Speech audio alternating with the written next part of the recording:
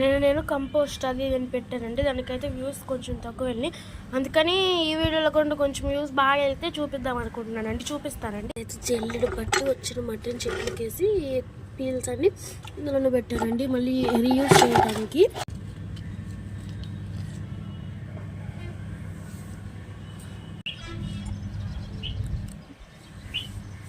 బత్తాయి table lemon అనుకోండి. జల్లి ఇంకొకటి ఆడవాలింది.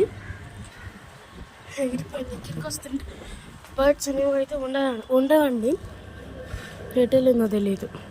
బియ్యం ఇట్లా వేసిన కాడ నుంచి పిట్టాలు అయితే మంచిగా వచ్చి తింటున్నాయండి. గాలైతే బాగా వస్తుంది. ఇప్పుడు ఒక వంట చేయాలైనా ఒక 5 నిమిషాలు పట్టొచ్చాము. అది వీడియో తీస్తే అయితే 10 నిమిషాలు పట్టిద్దండి. అనుకోండి కనీసం మీరు ఒక లైక్ ఏదైనా ఇస్తారండి. హ్యూమిక్ యాసిడ్ అని నేను చెప్పే ఉంటాను. అసలు ఇది ఎలా వాడాలో ఏంటో చూద్దామండి. ఫస్ట్ బకెట్లో అయితే నీళ్ళు ఇట్లా నింపుకొని హ్యూమిక్ యాసిడ్ అయితే ఇట్లా వేసుకోవాలండి.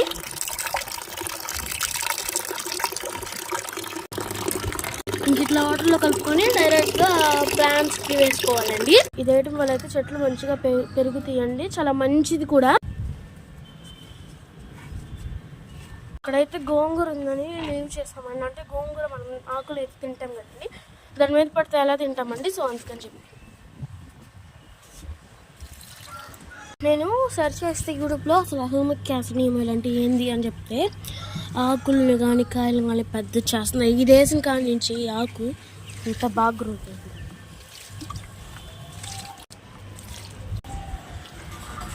అయితే పండ్ల మొక్కలకు కానీ ఆకుకూరల చెట్లకు కానీ అట్లా వెజిటేబుల్స్ ప్లాంట్స్కి కానీ అన్నిటికి మనం పోసుకోవచ్చండి. ఏమి సైడ్ ఎఫెక్ట్స్ అయితే ఉండవు. ఇక్కడ నేను మ్యాంగో కానీ సపోటా కానీ కర్బూజా చెట్టుకి కానీ రేగాయ చెట్టుకి అయితే పోసాను. ఇందాకలా ఒక వీడియో ఎడిటింగ్ అని ఎందుకు చెప్పానంటేనండి, కనీసం ఇంత కష్టం ఉంటుందని కనీసం ఒక చిన్న లైక్ అయినా ఇస్తారేమోనని చెప్పానండి.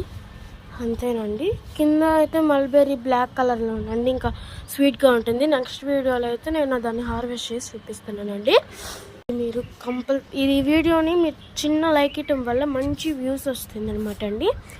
సో మీరు మంచిగా లైక్ సబ్స్క్రైబ్ నేను చూపించినవి కూడా తెలుసు కదా. ప్రతి ఒక్క వీడియోకి 10 లైక్స్ అండ్ నాకు 10 సబ్స్క్రైబర్స్ వస్తే గివ్ అవే తీస్తానని. బాయ్ అండి.